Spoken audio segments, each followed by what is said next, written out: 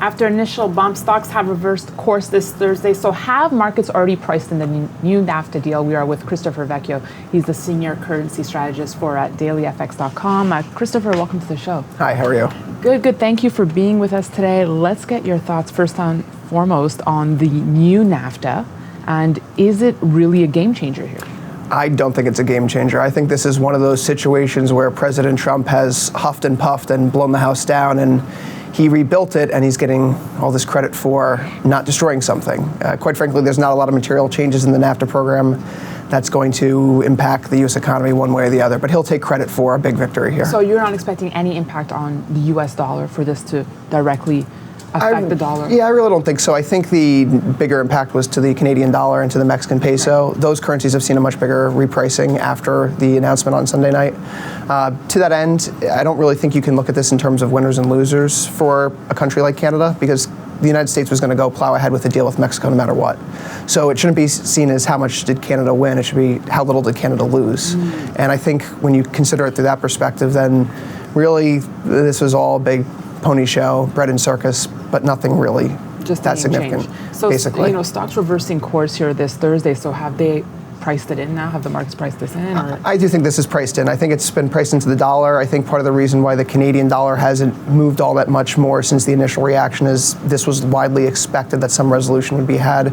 I think it's interesting that we've seen the shift, internal rotation, where large cap stocks have been outperforming small cap stocks. Large caps obviously have more foreign exposure. Small caps are more domestic. So with NAFTA coming into place, or USMCA coming into place, those foreign profit streams won't be impacted necessarily, and therefore those profit margins stay intact. We've seen the composition of holdings change recent days, where people are dropping those, like things like the Russell Index and going into the Dow.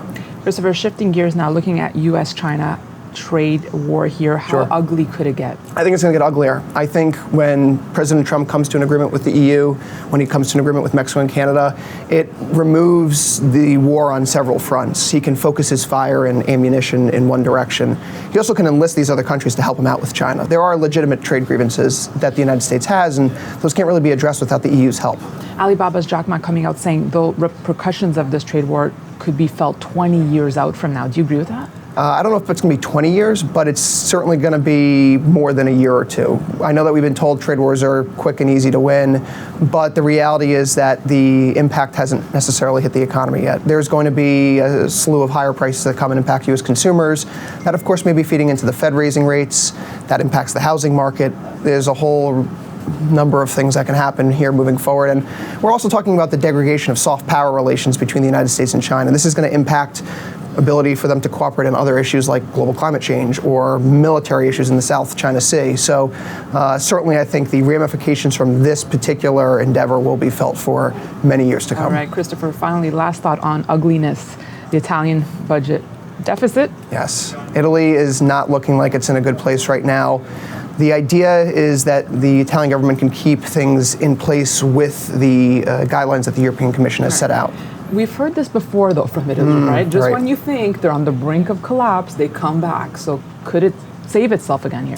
You know, it looks like they don't want to push it over the edge right now, but the current group of policymakers under Prime Minister Giuseppe Conte doesn't really seem like they're going to just sit by and play ball with Juncker in Brussels. So I think right now, when we just take a look at what was said yesterday, where politicians are free to speak their mind and opine freely about whether or not the euro is applicable as a currency still, that opens up a Pandora's box that really you can't unring the bell once it's rung. So where do you see the euro headed? I think the euro could stay weak for the foreseeable future. I don't necessarily see any shift in ECB or Fed policy evolving in the next 6 to 9 month window.